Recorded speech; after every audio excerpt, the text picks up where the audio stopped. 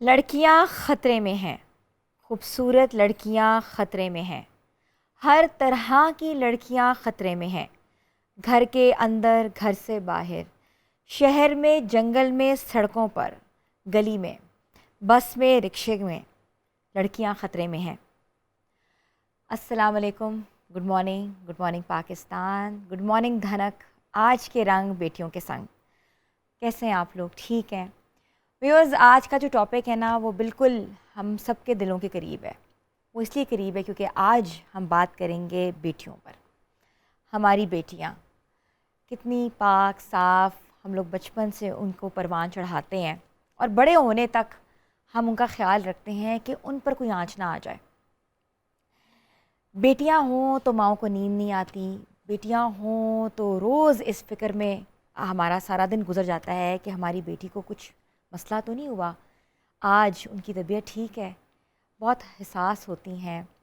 कहते हैं ना कि हिसास होने के साथ साथ समटाइम्स वो इतनी सेंसिटिव होती हैं कि वो अपनी कोई भी बात शेयर करने से पहले 100 बार सोचती हैं कि हमारे वालिदैन को इससे कोई दुख तो नहीं होगा, या हमारे वालिदैन जो हैं वो इसको सुनकर रो तो नहीं पड़ेंगे, या हम अपने पेरेंट्स को कोई प्रॉब्लम तो नहीं करेंगे। तो इन सब चीज़ों का ख्याल रखती हैं बेटियाँ। अच्छा, माएँ जो होती हैं कभी ये फ़िक्र कर रही हैं कि इनके बाल ठीक हैं, इनके बालों पे सर में तेल लगा दें, कभी ये फ़िक्र करी होती हैं कि स्कूल में कोई इशू तो नहीं हो गया, कोई एजुकेशन में पढ़ती हैं कोई ऐसी बात तो नहीं होगी, किसी ने कोई ऐसा जुमला तो नहीं कस दिया हमारी बेटियों पे। तो रोज़ एक सेशन होता है पेरेंट्स के साथ साथ के बेटियों पर, क्योंकि बेटे जो होते हैं वो डिफरेंट तरीके से एक एनवायरनमेंट में परवान चढ़ते हैं। उनको ये सिखाया जाता है कि बाहर जाओ, स्ट्रीट स्मार्ट बनो और बाहर की ज़िंदगी में ज़्यादा इन्वॉल्व हो, ना कि दिन की।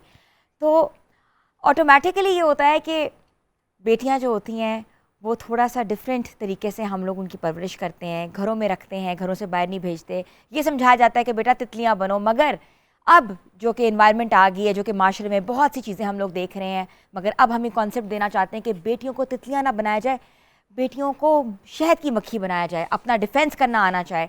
उनको ये पता होना चाहिए कि अगर उन पर किसी ने बात कसी है, अगर उन पर किसी ने गलत नज़रें डाली हैं, तो उनको अपना सेल्फ डिफेंस कैसे करना है, अपने माशरे में उनको किस तरह अपने आप को आगे लेके जाना है, माशरे में उनको हर तरह की हरासमेंट से कैसे बचाना है। हम लोगों ने देखा कि मुख्तलिफ़ किस्म के केसेस पिछले दिनों बहुत सामने आए हैं, चाहे वो ज़ैनब कत्ल केस हो, चाहे वो नूर मुकद्दम का केस हो, चाहे वो इंडिया का सबसे बड़ा डॉक्टर के साथ ज़्यादती का केस हो। इस तरह के जब केसेस सामने आते हैं तो ऑटोमेटिकली बीइंग अ पेरेंट हम लोग को एक लम्हा फ़िक्र में हम लोग ढल जाते हैं। वो ये फ़िक्र होती है कि हमारी बेटियाँ क्या महफूज हैं और इनको महफूज हमने कैसे बनाना है, इनको हमने कैसे एक तरह से परवान चढ़ाना है, कैसे इनके अंदर एक सेल्फ डिफेंस का कॉन्फिडेंस हमने ऐड ऑन करना है, ताकि ये ज़िंदगी के किसी भी मरहले में पीछे ना रह सकें। अपना भरपूर तरीके से किसी भी केस आए, कोई भी चीज़ हो, हरासमेंट हो या किसी भी चीज़ हो, या वर्बल हरासमेंट होती है या फिज़िकल हरासमेंट होती है, इमोशनल हरासमेंट होती है, इन हरासमेंट को लेके वो कैसे दुनिया का सामना कर सकती हैं, कैसे बच सकती हैं। तो आज का जो प्रोग्राम है थोड़ा सा हमारा एहसास है, हमने सोचा कि इस मौजू पे हम डिस्कस करें। ये ऐसा मौजू है जो कि बहुत सोशल मीडिया की ज़ीनत बना हुआ है। बहुत सी बैड स्टोरीज़ हमारे सामने आती हैं, मगर हम अपनी बच्चियों को बैड टच और गुड टच का सिखाना हमारा ही काम है। हम वालिदैन हैं जो कि अपनी बच्चियों को सब कुछ सिखा सकते हैं, आगे लेकर आ सकते हैं। तो व्यूअर्स, आज का जो प्रोग्राम होगा वो इसी हवाले से होगा, मगर हमारा जो प्रोग्राम होता है उसमें हम डिफरेंट टॉपिक्स को भी आगे रखते हैं। जिस तरह का मेकअप है और स्टाइलिंग है, वो तो कहते हैं ना कि प्रोग्राम की ज़ीनत होता है, उसमें भी एक तरह से सेल्फ़ डिफेंस कैसे किया जा सकता है। वुमेन ओरिएंटेड प्रोग्राम में ख़वातीन जो हैं वो एक्सपर्ट होती हैं, तो ख़वातीन किन किन दुश्वार मराहिल से गुज़रती हैं, तो आज हम आपको बताएंगे। तो आज जो हमारी मेकअप एक्सपर्ट हैं वो हमने रिकॉल कर रहे हैं हम उनके बारे में, और वो हमारे सेट्स का हिस्सा भी रही हुई हैं। तो इनवाइट करती हूँ सलमा अवान को।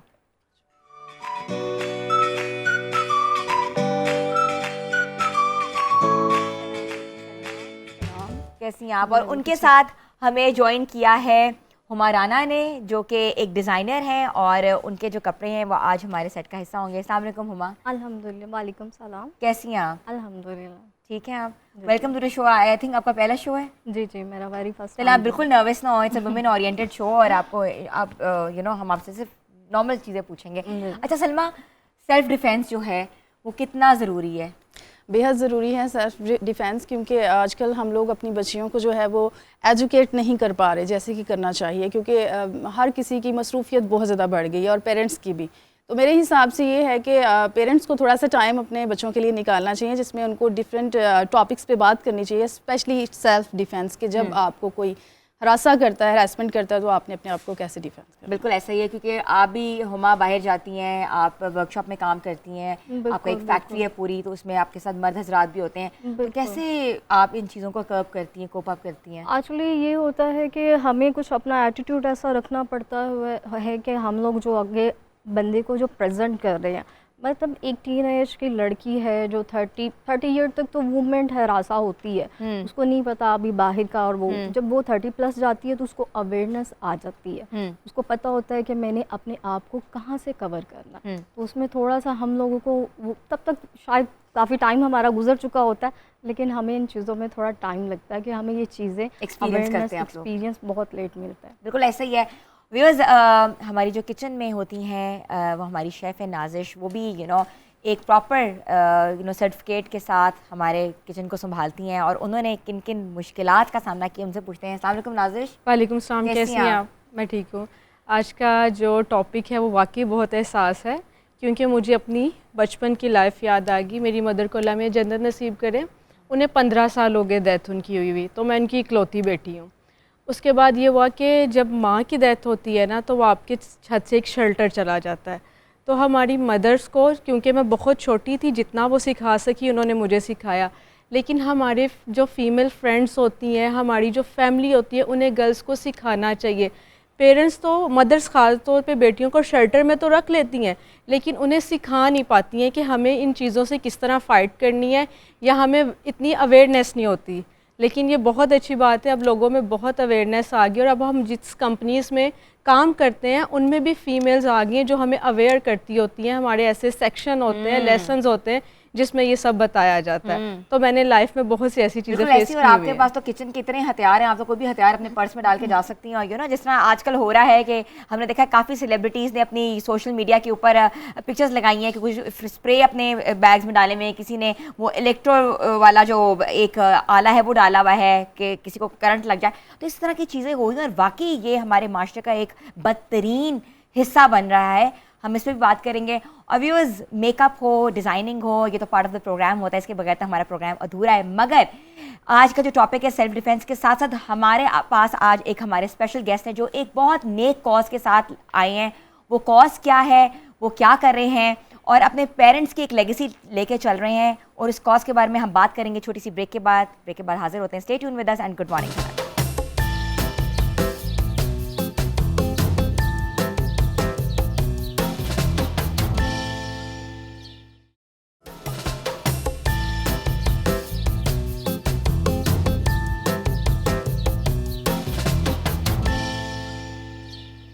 आपको एक बार फिर से हम खुशामदीद कहते हैं। व्यूअर्स, बिजनेस छोटा हो या बड़ा हो, इसको संभालना बहुत मुश्किल काम है, इसके टारगेट्स अचीव करना उससे भी बड़ा काम है। और अगर छोटी सी उम्र में बिजनेस करना और उसके पीछे जितनी प्रॉब्लम्स होती हैं, जितने सैक्रिफाइसेस होते हैं, कहते हैं ना कि आपका बचपन का बहुत बेशतर टाइम जो होता है वो इसी में लग जाता है कि आपने बिजनेस को कैसे परवान चढ़ाना है। अगर हम बात करें फ्राइड चिक्स की, बात करें रहीम स्टोर की, तो it's one of the most important example, जो कि छोटी सी उम्र में जो बिज़नेस कर रहे हैं और वो आज यहाँ तक लेके आए हैं। और उसके अंदर एक बहुत इंपॉर्टेंट कॉज, एक बहुत सोशल कॉज, और एक बहुत कहते हैं ना कि आपके रिलीजियस कॉज के अंदर उनका नाम जो है वो सर फेहरिस्त है, और अपने फादर की एक लेगेसी को लेके आगे चल रहे हैं। तो हमारे साथ मौजूद हैं राना अब्दुल राफी साहब। अस्सलाम वालेकुम जी। वालेकुम सलाम। कैसे हैं आप? बिल्कुल, अल्लाह का शुक्र। पहले मुझे बताएं कि कितने साल के थे जब आपने इस बिज़नेस को संभाला दिया? मैं जब काम में आया था तो मेरी एज थी 20 साल और कुछ महीने, 20 साल और 2-3 महीने। और मैं और साथ मेरी बहन, हम दोनों ने इकट्ठे काम ज्वाइन किया था वालिद साहब के इंतकाल के बाद। अच्छा। हाँ जी। तो आपको मतलब कि कैसा लगा एकदम से बीइंग इन एंटरप्रेन्योरशिप में आना? कितने हर्डल्स पेश आए आपको इसमें? हर्डल्स तो बहुत ज़्यादा थे, क्योंकि बिल्कुल भी मैं भी अपनी जो है यूनिवर्सिटी लाइफ गुजार रहा था और लंदन में था, तो वहाँ से एकदम आना पड़ा और काम कभी भी नहीं किया था। तो बड़ा एक हर चीज़ न्यू एक्सपीरियंस थी और जो है न्यू चैलेंजेस थे, लेकिन कुछ बाबा की जो बनाई हुई टीम थी वो बड़ी सपोर्टिव थी। कुछ उनके दोस्त थे पुराने जो इसी फील्ड में थे, उनके भी स्टोर्स थे, उन्होंने बहुत सपोर्ट किया। कुछ फैमिली ने, कज़न्स ने बहुत सपोर्ट किया। तो सबकी हेल्प से, और सबसे जो बड़ी है कि अल्लाह ताला की तरफ से जो है वो एक किस्म का हर चीज़, हर काम आसान हो जाता था। तो अल्लाह का शुक्र है आज 3.5 साल हो गए हम इसको लेके जब तो कंटिन्यू कर आपके रहे हैं। फादर की जर्नी कब शुरू हुई? रहीम स्टोर हो गया, फिर आगे फ्राइड चिक्स आपकी, it's a wonderful chain. Rahim store को अल्हम्दुलिल्लाह इस साल 45 इयर्स हो जाएंगे, बल्कि अभी हम उसकी ग्रांड 45th ईयर सेलिब्रेशन कर रहे हैं रबीउल अव्वल के महीने में। अच्छा। तो रहीम स्टोर मेरे ताया राना अज़हर अब्बास और वालिद साहब राना अख्तर महमूद साहब ने 1979 में मून मार्केट में एक छोटी सी शॉप से शुरू किया था। तो अल्हम्दुलिल्लाह फिर अल्लाह का बहुत करम रहा, वो ग्रो होता गया और अब माशाल्लाह उसके भी 2 आउटलेट्स हैं। उसके बाद 2003 में हमने फ़ास्ट फूड की जो है वो चेन लॉन्च की थी फ्राई चिक्स के नाम से। तो वो भी अल्हम्दुलिल्लाह बड़ी अच्छी है, उसके भी कोई 18 आउटलेट्स हैं पूरे पंजाब में। तो बल्कि उस पर मैं आपके शो पे वो क्लियर भी करूं कि एक है फेक, उसका कुछ है FC फ्राई चिक्स। अच्छा। हमारा जो ओरिजिनल फ्राई चिक्स है उसका स्लोगन है व्हेन मॉम्स नॉट कुकिंग, और एक मुर्गी है जिसके अंदर फ्राई चिक्स लिखा हुआ है। तो आपको पता है यहाँ पे लोग जो है वो कॉपी भी कर लेते हैं और उसको ब्रांड को चलाने की कोशिश मैंने तो करते सुना है हैं। कि आप लोगों की जो चेन है फ्राइड चिक्स, वो जो मल्टीनेशनल चेन्स को भी बड़ा टफ टाइम दे रही है। अल्लाह का शुक्र है, क्योंकि हमारा शुरू से टारगेट यही रहा है कि हमने पाकिस्तानी सारे इंग्रेडिएंट्स यूज़ करने हैं, और हमारा एक पूरा है बी पाकिस्तानी बाय पाकिस्तानी। तो एक किस्म का अब तो खैर वैसे भी लोगों का इस तरफ ट्रेंड बढ़ चुका है, लेकिन हमारा पहले से शुरू दिन से रुझान यही है कि हम लोकली इंग्रेडिएंट्स यूज़ करें, और उसमें भी सारे बहुत अच्छी क्वालिटी है, बहुत यहाँ पे सारा कुछ बहुत अच्छा मिलता है, और उसी से हम अपनी एंड प्रोडक्ट बनाते हैं और अल्हम्दुलिल्लाह इट्स और डूइंग फ्राइड चिक्स की कितनी ब्रांचेस हैं और रहीम स्टोर की कितनी ब्रांचेस हैं? वेल। फ्राई चिक्स की 18 आउटलेट्स हैं पूरे पंजाब में, और रहीम स्टोर की लाहौर में 2 आउटलेट्स हैं। लाहौर में 2 आउटलेट्स हैं। तो आपका है आगे प्लान एक्सपेंशन का? बिल्कुल है, इंशाल्लाह हम देख भी रहे हैं, लेकिन अभी थोड़े से मुल्की हालात इस तरह के हैं कि कुछ समझ नहीं आता एक्सपेंशन का, बट इंशाल्लाह आई होप ये भी जल्द बेहतर होंगे और हम भी एक्सपैंड करेंगे। अच्छा, मुझे बताएं कि आपका एक कॉज है कि आप उम्रे के टिकट देते हैं और पूरा साल जो है वो लोग जाते हैं आपके तवस्सुत से, तो ये क्या मार्केटिंग है या ये आपकी एक सोशल कॉज है? बेसिकली हर साल रबीउल अव्वल के महीने में हम कुरानदाजी करते हैं, जिसका ये 8वां साल होगा इंशाल्लाह के रबीउल अव्वल में, और इस साल तकरीबन उसमें जो अब तक 800 लोगों की हो जाएगी टोटल नंबर जो निकल चुका है। तो ये बेसिकली जब वालिद साहब ने शुरू किया था तो वो ये कहते थे कि इस तरह के बजट्स में और मार्केटिंग के लिए बहुत सारी चीज़ें हो सकती हैं। लोग आप देखते हैं कि मोबाइल फ़ोन, मोटर बाइक, गाड़ियों, सबकी कुरानदाजियाँ करते हैं, दुबई के टिकट्स। तो वो इसको थोड़ा सा ये समझते थे कि अगर हमने कुछ ऐसा करना है तो हम उसको इस तरह से करें कि लोगों को फ़ायदा हो, कि हम जिन लोगों को मौका नहीं मिला अल्लाह का घर देखने का, हमारे ज़रिए कोई इसमें हमारा भी कुछ हिस्सा डल जाए। तो इस टारगेट से ये शुरू किया था। अब अल्लाह का शुक्र है कि वो फिर आगे इतनी बड़ी कॉज बन गई। आगे बहुत बड़ी कॉज बन गई है। हाँ तो आपका ज़्यादा टाइम जो है वो डिपार्टमेंटल स्टोर पे गुजरता है कि फ्राई चिक्स पे गुजरता है?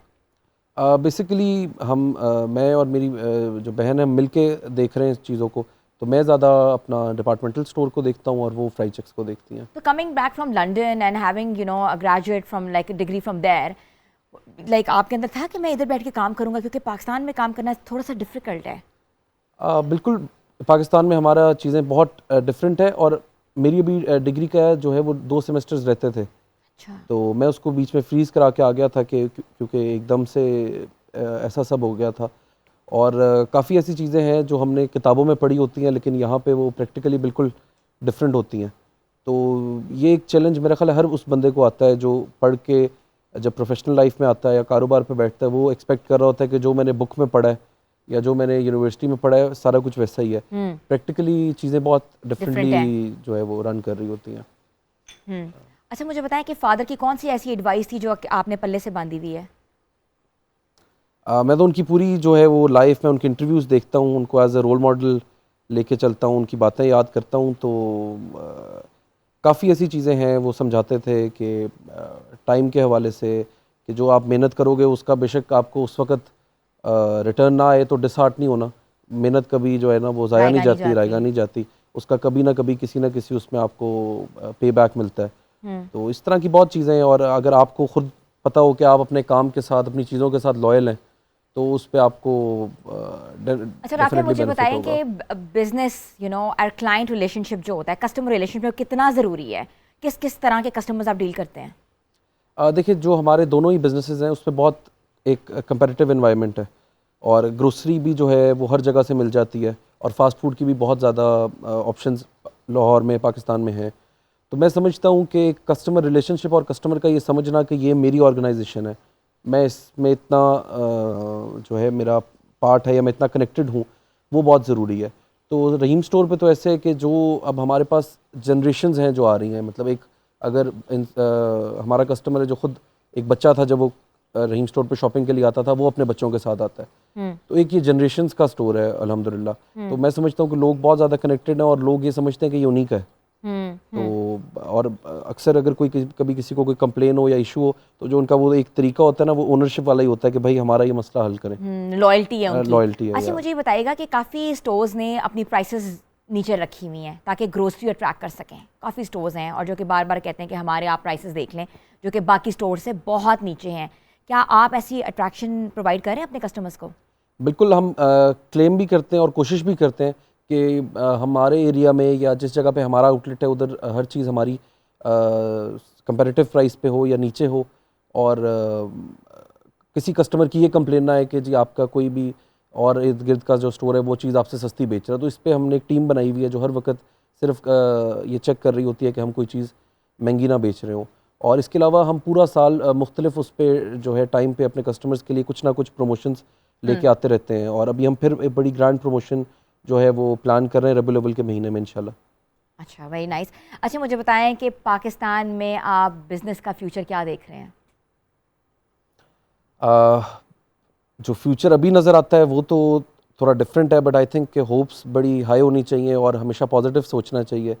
लेकिन इस वक्त जैसे देखें, कुछ बिजली बहुत महंगी हो गई है, इस तरह के कई मामलात हैं जिससे बिज़नेस की रनिंग कॉस्ट उस जगह पे पहुंच गई है कि थोड़ा सा मुश्किल हो गया है। लेकिन इंशाल्लाह अल्लाह ताला से उम्मीद रखनी चाहिए, मुश्किल वक्त आता है, इंशाल्लाह दोबारा एक अच्छा टाइम आएगा। बिल्कुल ऐसा ही है। और व्यूअर्स, पाकिस्तान में जो बिज़नेस का फ्यूचर है वो ऑब्वियसली अभी थोड़ा सा प्रॉब्लमेटिक है, मगर in future we think that it will be like hats off to the government who is making way easier for us. तो ब्रेक के बाद वापस आते हैं, स्टे ट्यून विद अस, बातों का सिलसिला जारी है। गुड मॉर्निंग धनक।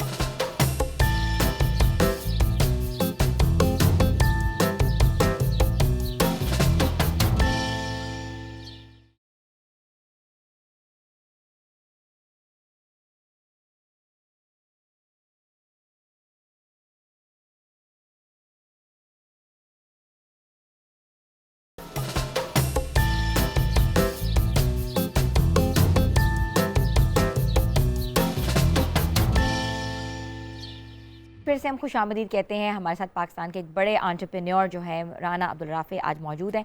उनसे हम बात कर रहे हैं कि पाकिस्तान में बिज़नेस का क्या स्कोप है, और उसके साथ साथ आप मुझे बताएं कि पाकिस्तान में सबसे पहली बात है पॉलिटिक्स का क्या स्कोप है?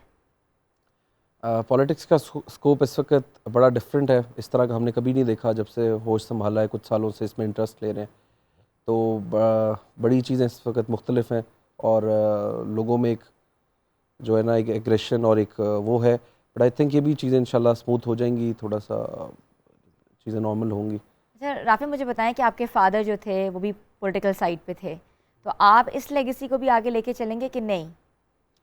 बिल्कुल, मेरे वालिद साहब का जो है वो पाकिस्तान मुस्लिम लीग नून से उनका वो लिंक्ड थे और उसी के लिए वर्क करते थे, और मेरी भी उसके साथ एफिलिएशन है। लेकिन अभी कुछ कंटेस्ट करने का या कुछ ऐसा तो प्लान नहीं है, लेकिन वो हमारी जमात है, उसके साथ हम अटैच हैं। और उसकी भी वजह है, मतलब हम समझते हैं कि अभी तक अगर हिस्ट्री में पंजाब में सबसे ज़्यादा डिलीवर किया है तो वो पाकिस्तान मुस्लिम लीग नून ने किया आज तक की तारीख में। तो उसकी एक रीज़न है जिसकी वजह से हम उसको सपोर्ट करते हैं। अच्छा, ये तो let's hope for the best and we would love to see you like a young generation coming into the politics as well. मुझे बताएं कि आपकी ब्रांचेस हैं माशाल्लाह, उसमें आपके कितने एम्प्लॉयज़ आपके पास काम करते हैं? हमारे पास डिफरेंट जो है वो टर्नओवर चल रहा होता है। जब कोई सीज़न होता है या जिस तरह हमारा रबीउल अव्वल है तो हमें थोड़ा सा स्टाफ बढ़ाना पड़ता है, और जब नॉर्मल डेज़ होते हैं तो फिर असल में लोग खुद भी छोड़ के चले जाते हैं। जब ये समर हॉलीडेज़ होती हैं या कुछ होती हैं तो हम जो छुट्टियां हैं बच्चों को या जो यूनिवर्सिटी के स्टूडेंट्स होते हैं वो हमें ज्वाइन कर लेते हैं, वो बाद में फिर चले भी जाते हैं।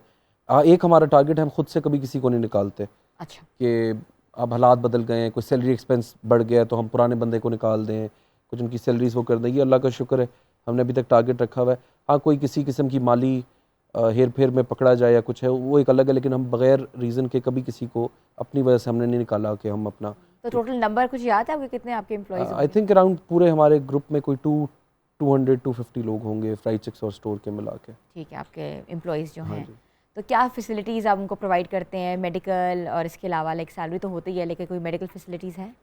बिल्कुल, जो हमारा बेसिकली पुराना स्टाफ है वो बिल्कुल ऐसे ही है जिस तरह हमारी फैमिली है। तो 70-80% स्टाफ तो वही है हमारा जो 15 साल से, 20 साल से, 10 साल से चल रहा है। तो उनके लिए सारी फैसिलिटीज़ हम कोशिश करते हैं कि अगर अल्लाह ना करे किसी की कोई इमरजेंसी हो जाए तो उनके साथ किसने खड़ा होना है, और हमारे उनका इदारा ही खड़ा होगा।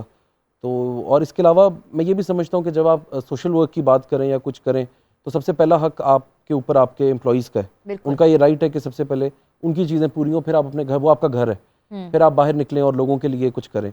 तो कोशिश करते रहते हैं कि किसी को कोई किसी किस्म की वहाँ पे तंगी ना आए और इशू ना हो, और अल्लाह ना करे किसी को कोई मसला हो तो हमारा इदारा उसके साथ खड़ा हो।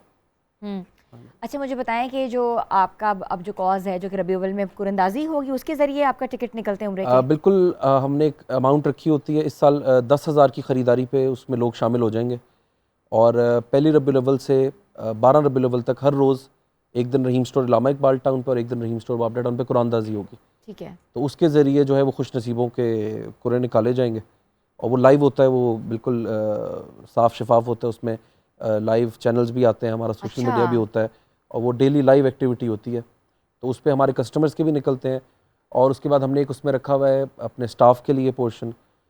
एक हमने रखा हुआ है जिनको हमारे पास 5 साल से ज़्यादा हो चुके हैं, और एक जिनको हमारे पास 10 साल से ज़्यादा हो चुके हैं। तो उनके भी खुश नसीबों के जो है वो कुरे निकाले जाते हैं, और फिर उनके भी उम्रे का टिकट निकलता है। 10,000 रुपए की शॉपिंग से वो कुरंदाजी का हिस्सा बन सकते हैं कस्टमर्स, स्टाफ तो कस्टमर्स जो वैसे ही हैं। उसमें ठीक है, और एक स्टाफ उनका- तो वैसे ही फ्री हाँ ऑफ जी। कॉस्ट जो है वो अपना डाल सकते हैं अपना कुरा। हाँ जी। तो ये जो रबी अव्वल में जो कुरंदाजी होगी, उसमें कितने लोगों का टारगेट है आपका?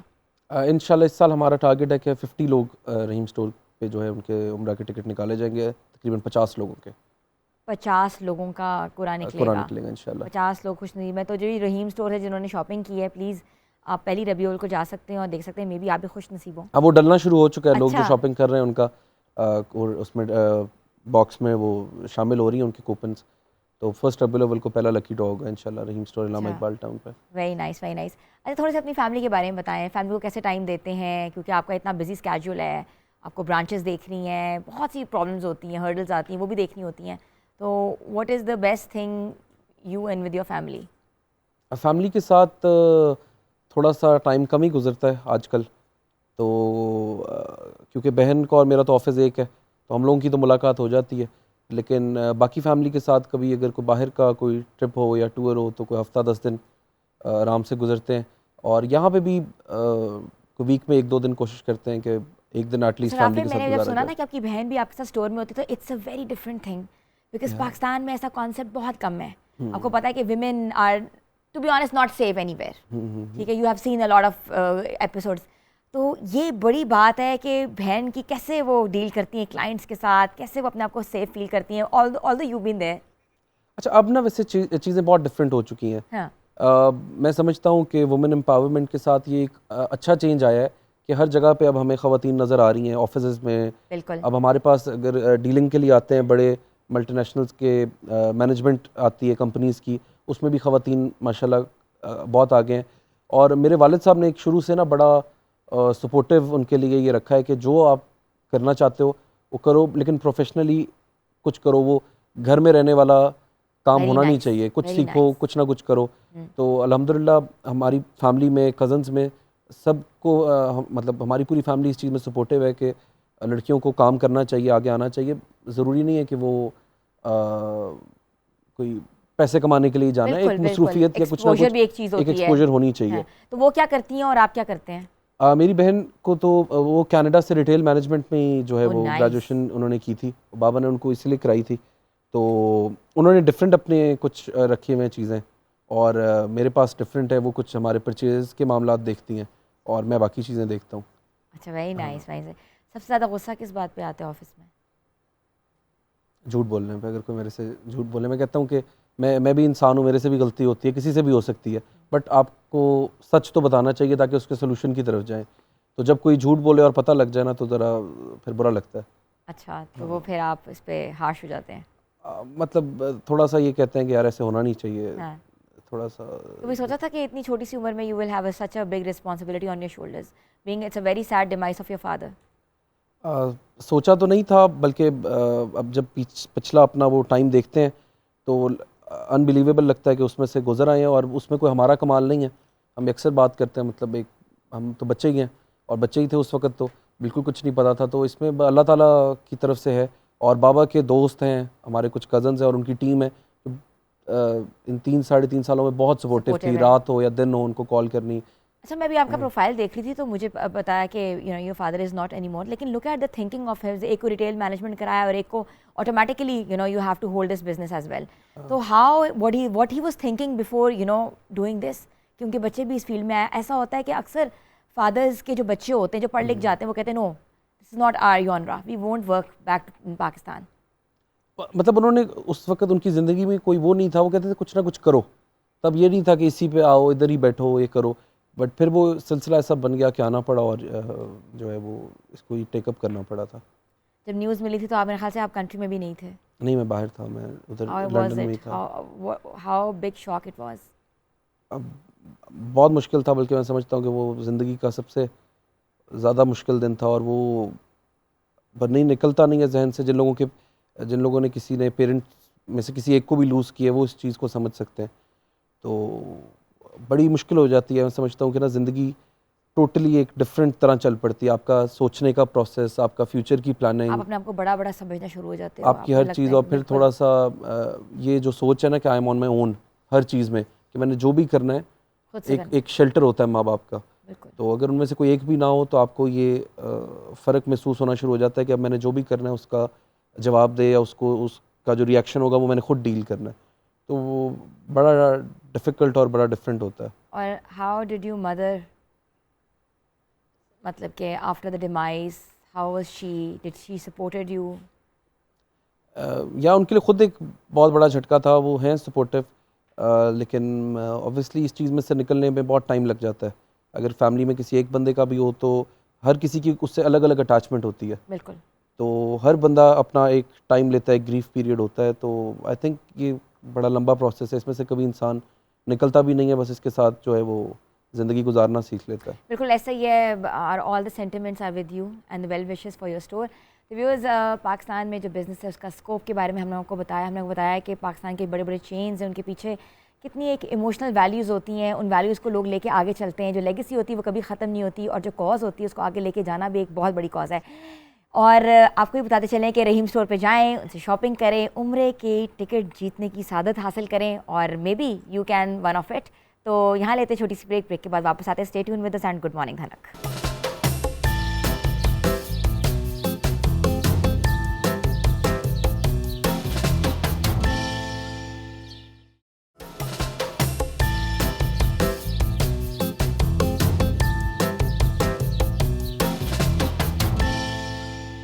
आपको एक बार फिर से हम खुशामदीद कहते हैं। व्यूअर्स, दुनिया भर की ख़वातीन के लिए बहुत से चैलेंजेस हैं और इन चैलेंजेस को कैसे हम ओवरकम कर सकते हैं, कैसे अपनी बेटियों को तरबियत दे सकते हैं, कैसे उनको सेल्फ डिफेंस सिखा सकते हैं कि वो अपनी प्रोटेक्शन कर सकें।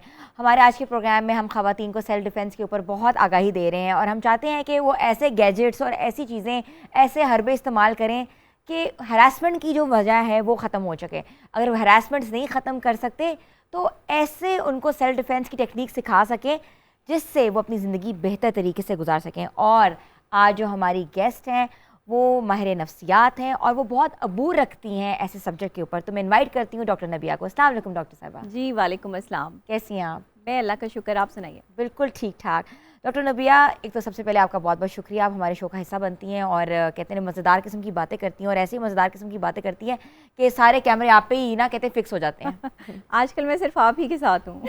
अल्लाह ताला आपको हमारे साथ ही रखे। अच्छा, मुझे ये इंशाल्लाह। बताएं कि सेल्फ डिफेंस ख़वातीन के लिए कितना ज़रूरी है? बहुत ज़रूरी है। इस माशरे में जहाँ पे औरत के लिए सर्वाइव करना मुश्किल है, जहाँ औरत की इमोशंस या फीलिंग्स को समझना मुश्किल है, वहाँ पे औरत को सेल्फ़ डिफेंस की ट्रेनिंग देना ज़रूरी है। लेकिन मुश्किल इस वजह से है कि लोग अवेयर नहीं हैं। क्योंकि देखिए हमारी बच्चियों के साथ, नौजवान लड़कियों के साथ रोज़ाना आए दिन कोई ना कोई ऐसा वाक़या रोनुमा हो जाता है जिससे उनकी इज़्ज़त को ठेस पहुंच रही है, जिससे उनकी इज़्ज़तें ख़राब हो रही हैं। तो हमारी जो यंग जनरेशन है, हमारी जो लड़कियां हैं, इवन जो ख़वातीन भी हैं, उनको सेल्फ़ डिफेंस की ट्रेनिंग लेनी चाहिए। उनको सेल्फ़ अवेयर होना चाहिए कि उन्हें किस तरीके से अपने माइंड को एक्टिव रखना है। मैं कुछ टिप्स आपको जो है वो साइकोलॉजिकल पॉइंट ऑफ व्यू से जो है वो बता देती हूँ, क्योंकि हमारा दिमाग जो है ना वो फ़ौरन से सिचुएशनली एक्टिव हो जाता है जब कभी भी कोई ख़तरा महसूस होता है। ये दिमाग में एक खासियत अल्लाह ने रखी है कि अगर आप खुशी महसूस करते हैं तो खुशी के हार्मोन्स जो है वो आपके साथ अटैच हैं। अगर आप गम महसूस करते हैं तो गम आपको जो है वो फील हो रहा है। लेकिन अगर कोई ख़तरा है तो फ़ौरन से आपका दिमाग जो है वो आपको इंडिकेट करता है। ये चीज़ औरतों को सबसे ज़्यादा पता लगती है। हाँ, ये चीज़ औरतों को सबसे ज़्यादा पता लगती है। उसकी वजह क्या है कि एक तो औरतों के दिमाग में कैपेसिटी भी बहुत होती है, सोचने समझने की सलाहियत होती है। दूसरे अल्लाह ताला ने उनको जो है वो जहानत भी दी है, तीसरे खूबसूरती भी दी है।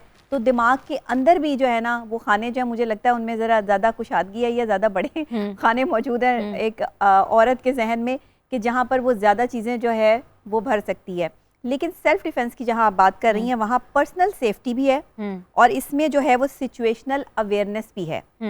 जब आप माइंड की बात करते हैं, साइकोलॉजिकल पॉइंट ऑफ व्यू से बात करते हैं, तो जो पर्सनल सेफ्टी है उसमें आपकी पर्सनल डिफेंस आ जाती है। जैसे आप जो है वो सेल्फ डिफेंस के लिए कोई भी ट्रेनिंग ले सकती हैं कि अगर खुदा ना खास्ता आपके साथ किसी का कोई झगड़ा हो जाता है या मर्द जो है वो आपकी तरफ बढ़ रहा है और आपको जो है वो इफेक्ट करने वाला है, आपको उससे खतरा महसूस हो रहा है, तो आप उसे कैसे पीछे हटा सकती हैं, कैसे गिरा सकती हैं। ये सेल्फ डिफेंस की ट्रेनिंग देने वाले गैजेट्स भी बहुत ज़्यादा आ गए हैं आजकल, गैजेट्स भी आ और गए बार बार सोशल मीडिया पे भी गैजेट्स का जिक्र हो रहा है। ऐसे कौन से गैजेट्स आप कहती हैं कि ख़वातीन को रखने चाहिए? देखिए गैजेट्स भी बहुत सारी चीज़ें जो है वो आ गई हैं। एक चीज़ तो हमेशा जो है वो अपने पास होनी चाहिए, और उसके लिए आप जो बैग इस्तेमाल करते हैं ना, आपका जो हैंड बैग है वो स्टेप्स वाला होना चाहिए। अच्छा, अब मैंने आपको ये क्यों कहा, या आज से पहले आपने कभी ये टेक्निक जो है वो कहीं नहीं सुनी होगी? नहीं।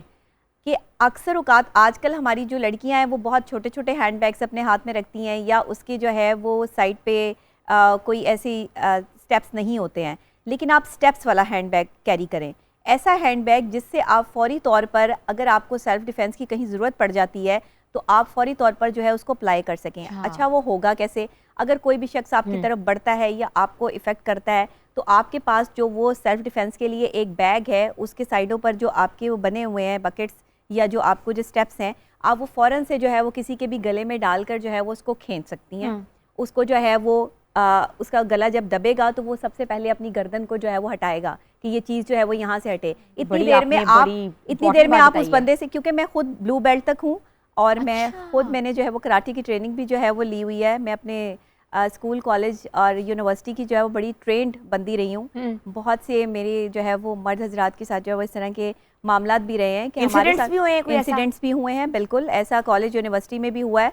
मैं पंजाब यूनिवर्सिटी में तो यूनियन की प्रेसिडेंट थी, तो आपको पता है जो यूनियन का प्रेसिडेंट हो तो फिर उसके साथ पंगा वैसे भी नहीं लेना चाहिए। नबिया, आपके साथ कोई ऐसा इंसिडेंट हुआ हो? जी बिल्कुल हुआ है। प्लीज़ बताएं, हम सुनना चाहेंगे। मैंने आज से पहले तो ये बात कही नहीं की है, लेकिन आपकी लिए जो है वो मैं बता देती हूँ। मैं जब अपनी स्टडीज़ कंप्लीट कर रही थी तो अपनी स्टडीज़ के साथ साथ मैं जॉब भी करती थी। और जॉब करने के लिए मैं जब अपने ऑफिस के लिए जब वो निकली तो एक दिन मैं अपने ऑफिस से उतर रही थी तो रास्ते में दो लड़के खड़े थे और मैं दुपट्टा जो है वो ज़ाहिर है गले में पहना हुआ था, तो उन्होंने मेरा दुपट्टा सारा ऐसे करके खींच लिया। जब वो दुपट्टा खींचा है तो मैंने दुपट्टा खींच लिया। अब सड़क है बिल्कुल और मैं सड़क से नीचे उतर रही हूँ और ये आज से कोई 10 साल पुरानी बात है, आज की बात नहीं है। तो मैं उस टाइम ज़ाहिर क्वाइट यंग, ना मेरी शादी हुई थी, एक स्टूडेंट थी और साथ साथ जॉब भी कर रही थी। तो मैंने जब पीछे मुड़ के देखा तो मैंने मतलब मुझे उस टाइम सिचुएशन समझ नहीं आई। मैंने फ़ौरन से अपने हाथ को उसके मुंह के ऊपर जो है वो ज़ोर से मारा कि उसने ये क्या हरकत की है। जब मैंने अपने हाथ को उसके ऊपर मारा तो मैं रिंग्स तो शुरू से ही पहनती हूँ, अब शायद रिंग लगी या मैं वो लोहे का जो है वो कड़ा भी हमेशा से पहने रखती हूँ, या ये लगाए क्या लगा, उसके ये फ्रंट दांत जो है वो 2 टूट गए। अब क्योंकि मैं जाहिर है कि मैं तो स्लैब्स तोड़ दिया करती थी उस टाइम, मैं जो है वो एक कराटे सीख रही थी, तो मेरे लिए तो ये कोई मुश्किल काम नहीं था। मैंने जब उसको जो है वो हिट किया तो उसके 2 दांत टूट गए, उसके खून बहना शुरू हो गया। उसने फटाफट दुपट्टा छोड़ दिया। मैंने कहा तुम्हारी जुर्रत कैसे हुई ये हरकत करने की? बहरहाल वो एक लड़ाई हो गई, पुलिस आ गई, ये चीज़ें, मतलब मेरे अपने साथ भी ये वाक़या हो चुका है। उस दिन के बाद से मैंने तहैया किया, वो मेंटल सिचुएशन ऐसी बन गई थी। उस वक्त तो ज़ाहिर है माहिर नफ्सियात नहीं थी, मैं सिर्फ एक नफ्सियात की जो है वो स्टूडेंट थी। तो उस वक्त जो है वो मैंने ये अपने आप से तहैया किया कि आज के बाद मैंने दुपट्टा नहीं लेना, मैं दुपट्टा नहीं पहनूंगी। अच्छा। मैं ऐसे कपड़े पहनूंगी कि जिससे जो है ना ये मेरे ऊपर कोई हाथ ना डाल सके और ये मेरे ऊपर जो है वो देख ना सकें। उसके बाद मैंने अपनी अम्मी से बड़े मिन्नतें करके समाजते करके जीन्स पहनने की जो है वो परमिशन ली कि मुझे आप जो है ना वो, मैं लड़कों की तरह बाहर निकलना चाहती हूँ, अगर मुझे काम करना है तो फिर मैं लड़की बनकर नहीं जा सकती, लड़की बन के जाऊँगी तो ये लड़के गलत नज़र से जो है वो देखते हैं, ऐसे करते हैं। उस दिन मैं बहुत जो है वो परेशान हुई, घर आके जो है वो चीज़ें हुई, लेकिन मैं डरती नहीं थी। नहीं, मैं डरती नहीं थी किसी से, मैं डराती थी शुरू से लोगों को। बच्ची थी तो भी बहुत, ऐसे मैंने कभी डरी नहीं हूँ। देखिए, अपने औसान ख़ता ना होने दें। जिस वक्त भी आपको ख़तरा महसूस होता है ना, सिचुएशनली हैंडल करने की कोशिश करें। आपने अपने आप को विक्टिम शो नहीं करना। अब अगर उस टाइम में अपना विक्टिम शो होना शुरू हो जाती, वहाँ रोना शुरू हो जाती, उस लड़के को जो है वो पलट के थप्पड़ ना मारती, तो कभी उसे ज़िंदगी में ये एहसास नहीं होना था कि मैंने क्या किया और मेरे साथ किसी ने क्या किया। हर लड़की को इतना बहादुर होना चाहिए कि कोई अगर उसे गलत नज़र से देख रहा है तो वो उसकी आंखों में आंखें डाल के पूछ सके कि क्या बात है। और ये सेल्फ डिफेंस का सबसे पहला पॉइंट है कि सबसे आप पहला आंखें पॉइंट में आंखें डाल के देखो। सबसे पहला पॉइंट है, क्योंकि मैंने सेल्फ डिफेंस की ट्रेनिंग भी ली हुई है, तो जाहिर बात है उस हवाले से अक्सर लोग जो है वो मुझसे डरते भी हैं। एक दो के हाथ तोड़े हुए हैं, 2-4 के दांत भी तोड़े हुए हैं। आपने? जी। तो हाथ और दांत तोड़े हुए हैं? एग्जैक्टली तोड़े हुए हैं।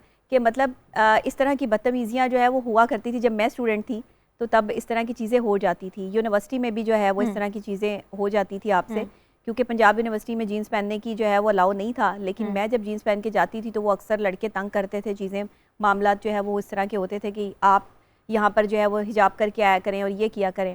तो मैं उनकी बात नहीं सुनती थी, क्योंकि मैं अपने घर का बेटा थी और मैं फिर बेटों की तरह जो है वो मुझे काम करना पड़ता था। मैं बाहर निकलती थी तो मैं लड़की बन के नहीं। अब तक मैं कमीशल वार उस तरह से नहीं पहनती और मैं अब भी जो है वो कोट और डिस्प्ले मेरा जो है वो डिफरेंट होता है। अब जाके मैं थोड़ा सा जो है वो इस तरफ आई हूँ, अदरवाइज नहीं। डॉक्टर साहिबा, इधर एक बहुत थॉट प्रोवोकिंग पॉइंट ये है कि लड़कियाँ छोटे कपड़े पहने तो अट्रैक्ट होती हैं, लड़कियाँ पूरे कपड़े पहने तो अट्रैक्ट होती हैं।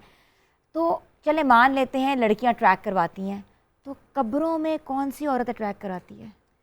देखिए, ये जो रेपिस्ट होते हैं ना, ये इनकी बड़ी ख़तरनाक किस्में हैं। ये साइकोलॉजिकली कोई इनका एक नहीं है कि ये इनकी कोई एक किस्म है, ये कई किस्म के लोग हैं। ख़ास तौर पे अगर हम साइकोलॉजिकली पॉइंट ऑफ व्यू से बात कर लें तो एक सिचुएशनल रेपिस्ट होते हैं जो सिचुएशन को देखते हैं और उसको जो है वो कैरी करते हैं।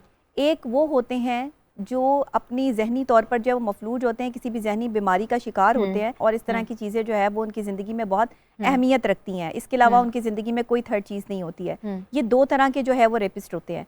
अच्छा, इस दोनों ही तरह के रेपिस्ट के लिए सिचुएशन बहुत काउंट करती है कि उन्हें सिचुएशन ऐसी चाहिए होती है, ऐसी जगह चाहिए होती है कि जहाँ कोई और ना हो।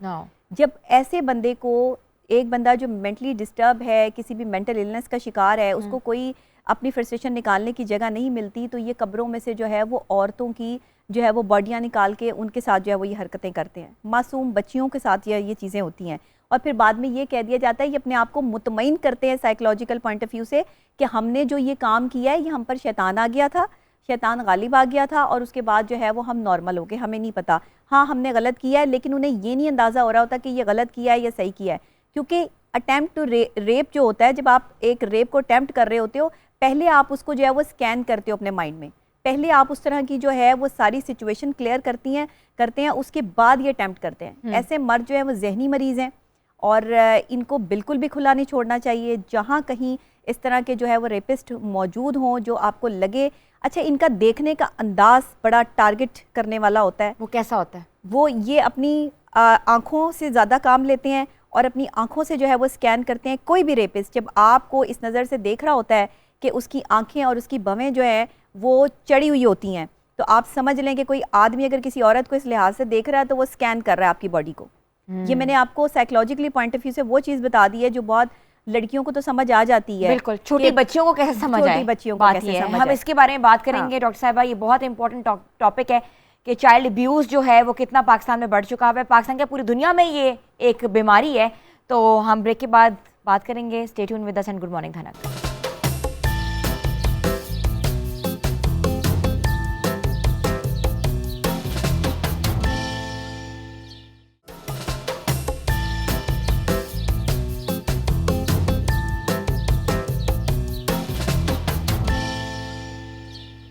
आपको एक बार फिर से हम खुशामदीद कहते हैं। व्यूअर्स, चाइल्ड अब्यूज़ की बात करें तो 1630 केसेस पाकिस्तान में ऐसे जो रिपोर्ट हुए हैं जो कि बच्चियों के ऊपर जुल्म हुआ है, और ना सिर्फ बच्चियों पे बल्कि बच्चों पे भी जुल्म हुआ है।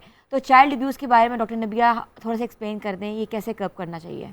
देखें, ये वो मर्द हैं जो चाइल्ड अब्यूज़ में मुलव्वस होते हैं, जो एजुकेटेड नहीं हैं, जिनकी तरबियत नहीं है, जिनको बाकायदा तौर पे सिर्फ़ और सिर्फ जो है वो अपने इमोशंस का पता है, या अपनी जो है वो उन्होंने किस तरीके से अपना गम और गुस्सा जो है वो निकालना है। ये इस तरह के फ्रस्ट्रेटेड लोग जो होते हैं, मैंने आपको जैसे पहले बताया कि ज़हनी मरीज़ बच्चों और छोटी बच्चियों पे कौन से इमोशनल ट्रॉमास के ऊपर वो लोग ये हरकत देखिए, छोटी बच्ची जो है ना वो मासूम है, उसको नहीं पता कि उसके साथ जो है वो क्या होने वाला है या क्या किया जाएगा। सिर्फ अपने आप को मुतमईन करने के लिए ये दरिंदे जो हैं वो मासूम बच्चियों का सहारा लेते हैं और फिर उन्हें मार दिया जाता है ताकि वो किसी को ये ना बता सकें कि उनके साथ क्या हुआ। और अव्वल तो अगर खुदा ना खास्ता वो ज़िंदा रह भी जाएं तो उनकी सिचुएशन इतनी ख़राब हो जाती है एक मासूम बच्ची की कि वो सर्वाइव नहीं कर सकती, और अगर वो बच जाती हैं तो आप ये देखें कि ये एक ऐसा डिसऑर्डर बन जाता है उनके लिए कि वो हमेशा अपनी ज़िंदगी में अपने आप को ब्लेम करती रहती हैं। ऐसी ख़वातीन जिनके साथ ये रेप अटैम्प्ट हो जाता है, जैसे मोटरवे केस था, आप देखें बच्चों के सामने एक माँ का जो है वो इज़्ज़त लूटी गई, और किस तरीके से जो है वो माँ जिंदा है, वो माँ किस ट्रॉमा से गुजरी होगी, वो साइकोलॉजिकली किस सिचुएशन में होगी, भी नहीं आ पाई। देखें कभी उसने जो है वो अपने आप को उस तरीके से, और एक पढ़ी लिखी माँ, एक एजुकेटेड माँ, लेकिन उसका रेप करने वाले जाहिल तरीन दरिंदे वो लोग कि जिन्हें अपनी हवस का पता था लेकिन एक औरत की इज्जत का नहीं पता था। इसलिए मैं कहती हूँ कि औरत की इज्जत जो है ना वो मर्द ने करनी है। एक मर्द की तरबियत माँ अच्छी करेगी तो मर्द माशरे में निकल के औरत को जो है वो बहन बेटी की इज्जत से देखेगा। यही मैं बात करूँ, ये एक मर्द की तरबियत कैसे करनी चाहिए डॉक्टर साहबा? देखिए, एक मर्द जिसे औरत पैदा कर रही है वो जाके बाहर औरत ही की इज्जत लूट रहा है, कहीं ना कहीं तो फुकदान है ना तरबियत का। तो माँ को चाहिए था कि वो एक बेटा जब उसने पैदा किया है तो उस बेटे की जब तरबियत है 5 साल से लेके और 18 साल की उम्र तक तरबियत होती है। इससे पहले अगर आप बच्चे को इग्नोर करते हैं, बेटे को जो है वो आप बाहर जाने देते हैं, मुख्तलिफ किस्म की कम्युनिटी में वो उठता बैठता है, उसके दोस्त कैसे हैं, उसका स्कूल कॉलेज यूनिवर्सिटी का जो है वो स्पेल कैसा है, वहाँ वो किन लोगों के साथ उठता बैठता है, अगर आपकी इस पे नज़र नहीं है तो आपका बेटा जो है वो कभी आपके कंट्रोल में नहीं आएगा। क्योंकि बेटों को ये थॉट दे के बाहर निकाल दिया जाता है कि लड़के तो रहते ही बाहर हैं। क्यों लड़के बाहर रहते हैं? अच्छे लड़के भी हैं जो घर से बाहर जो है वो ऐसे आवारागर्दी नहीं करते। अच्छा, यहाँ ये कहते हैं कि घर में रखोगे तो मम्मी डैडी बन जाएगा, बाहर निकालोगे तो आवारा बन जाएगा। नहीं, बाहर ना निकालें, घर में भी ना रखें, लेकिन उसको इतनी रिस्पेक्ट करना औरत की ज़रूर सिखाएं कि एक बच्ची जो है आपकी वो बहन है, वो बेटी है।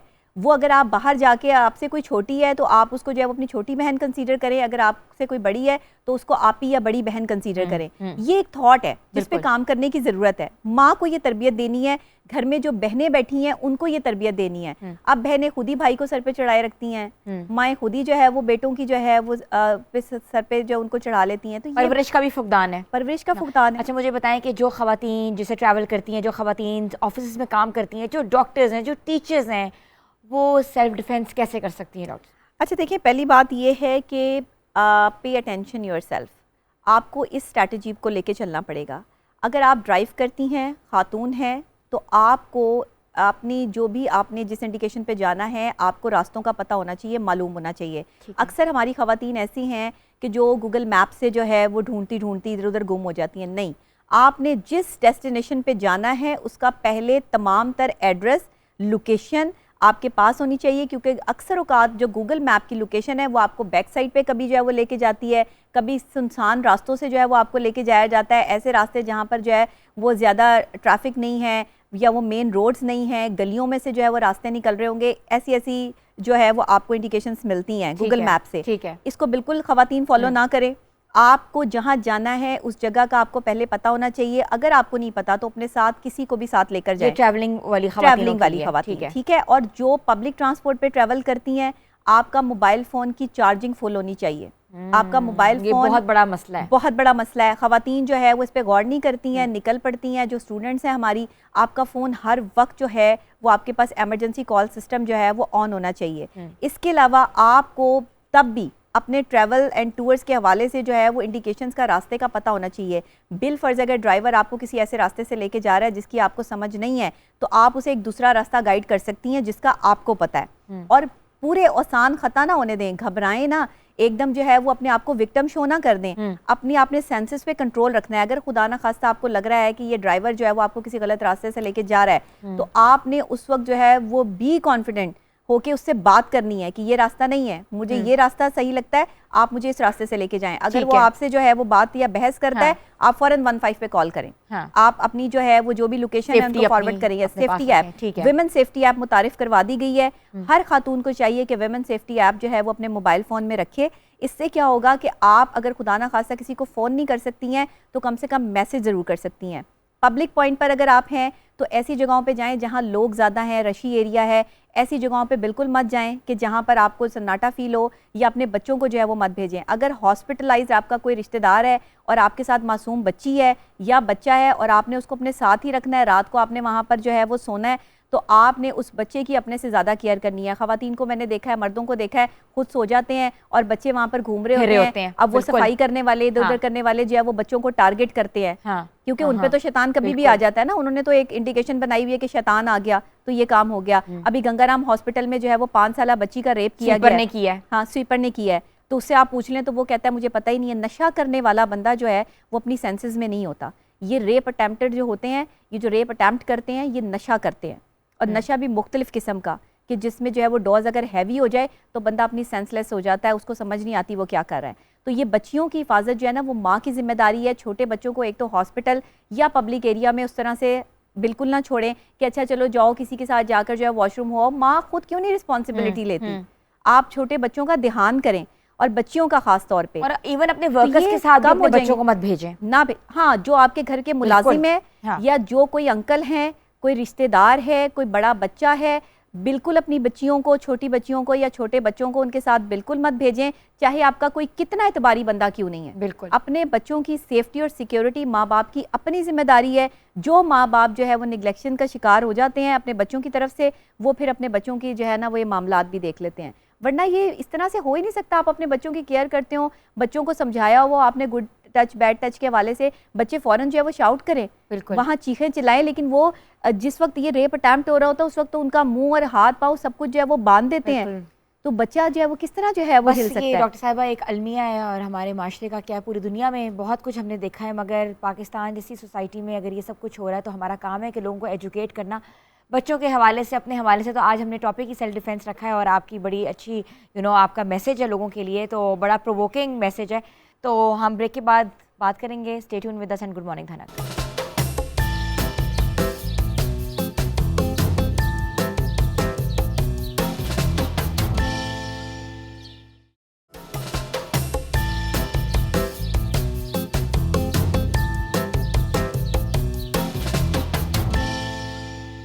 आपको एक बार फिर से हम खुशामदीद कहते हैं। व्यूअर्स, लाइफस्टाइल और कपड़ों के बगैर ज़िंदगी ऐसी जैसे है ही नहीं, अधूरी सी लगती है। कहते हैं ना कि ब्लैक एंड वाइट लगती है। कपड़े जो होते हैं आपकी पर्सनालिटी का एक बहुत इंपॉर्टेंट हिस्सा होते हैं, और हर इंसान को पता होना चाहिए कि उस पर कौन सा जोड़ा जो है वो सूट करता है।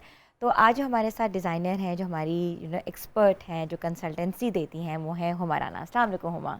वालेकुम सलाम। कैसी हैं आप? अल्हम्दुलिल्लाह। Welcome to the show. Thank you so much. Huma, इतने प्यारे पीसेस हैं आपके, और कलेक्शन, थोड़े से कलेक्शन के बारे में बताएं कि ये जो कलेक्शन है ये कौन सी कलेक्शन है, और आजकल के मौसम के हिसाब से कौन सा कट और कौन सा डिज़ाइन इन है। एक्चुअली बेसिकली जैसे आपको पता है कि वेदर अब चेंज हो रहा है, और हम लोग विंटर अराइवल की तरफ जा रहे हैं। बिल्कुल। तो विंटर अराइवल में लाइक जैसे स्कूल गोइंग है, कॉलेज गोइंग है, तो मैं यहाँ से स्टार्ट करूँगी कि उनके लिए बड़ी हेल्पफुल। साथ में ये टॉप है और ये मेरी पैंट्स है, और ये इतना लाइट वेट है, आप इसको टच करके खुद फील कर सकती हैं। ये इतना लाइट वेट है कि ये मिड विंटर और मिड समर में बहुत अच्छा, ये फैब्रिक कौन सा है? ये फैब्रिक डेनिम है। डेनिम है। अच्छा, डेनिम फैब्रिक वैसे ही बहुत इन फैशन है, अगर हम देख सकते हैं, और ये बड़ा इकोनॉमिकल फैब्रिक है ना? इतना ज़्यादा भी नहीं मिलता। ये आपका कॉर्ड सेट जो है ये कितने का होगा? ये 4500 का। 4500 में 2 पीस कॉर्ड सेट अवेलेबल है हुमा राना के पास, और इसके में कलर्स और इसमें मेरे पास 6 कलर है। अभी मेरे पास यहाँ पे 2 कलर अवेलेबल है, वैसे इसमें 6 कलर है। अच्छा, मैं ये दिखा दूँ कि इसमें स्टाइल्स जो हैं वो कैसे कैसे हैं। लॉन्ग में, अच्छा, ये लॉन्ग में भी लेकर आई हूँ मैं। आज अगर कोई लॉन्ग पहनना चाह रहा है, जिसको शॉर्ट में नहीं पहनना, जैसे हाउस वूमेन है वो तो शॉर्ट नहीं पहनेंगी, तो वो लॉन्ग में पहनना चाहेंगी, तो ब्यूटीफुल कलर और फैब्रिक इतना लाइट वेट और है, इसकी और भी ये भी 4500 प्राइस इसका है। भी 4500। अच्छा, जो लोग डेनिम पसंद करते हैं या डेनिम में अपने आप को बिल्कुल सिंपल अटायर के साथ आना चाहते हैं with light makeup, light hair style, तो these are the best options for them. और इसके बारे में थोड़ा बताइए, बड़ा स्टेटमेंट सा पीस है, very Gypsy style, very different. अच्छा, ये आप जो लाइट वेट पहनना चाह रहे हैं, बेसिकली लाइट पार्टी वेयर है, कोई भी इवेंट पे अटेंड करना चाह रहे हैं, तो उनको कलर थोड़े ऐसे ही चाहिए और साथ में वो कुछ ऐसा फैंसी नहीं चाह रहे। अच्छा, हमारे हमने देखा कि आपकी कलेक्शन में ना ज़्यादा ब्लिंग ब्लिंग नहीं है, बहुत सटलनेस है। बिल्कुल बिल्कुल ऐसी है, मतलब क्या हर प्राइस है? किसी में वेस्टर्न टच जो ना आपको मेरा थोड़ा सा इसकी मिलेगा। क्या प्राइस होगी? इसके जो है वो 10,000 है। 10,000 में कंप्लीट आपको ये वन पीस जो है वो अवेलेबल है हुमा के पास। और मुझे और भी कलेक्शन दिखाएं अपनी, इसके बारे में ब्लैक्स में दिखाएं। You have a very beautiful जो ब्लैक है कलेक्शन। मेरा ऑलमोस्ट फेवरेट कलर है, तो ये लॉन्ग टॉप है हमारा, लॉन्ग टॉप है विद स्लीव्स। ये वन पीस है? ये वन पीस अच्छा, है। सारी कुर्ताज भी आपके पास कुर्ताज अवेलेबल में हैं और कस्टमाइज भी करती हैं ये आप? कस्टमाइज भी करती हैं। इसके अलावा हुमा के पास ये वाले भी पीसेस अवेलेबल हैं, ये भी आप देख सकते हैं। कलर कट स्टाइल, जिनको लाइंस पसंद हैं, जिनको स्ट्रेट पसंद है, जो नहीं चाहते कि वो कोई भी चीज़ एक्सपेरिमेंटल पहने, तो दीज आर द पीसेस। अच्छा, ये डिजिटल प्रिंट में है वन पीस। इसकी क्या प्राइस है हुमा? इसके 5,000। 5,000 में। अच्छा Huma, you are wearing a beautiful sari, just tell us about the sari, जो आपने साड़ी पहनी हुई है इसके बारे में थोड़ा सा बताएं।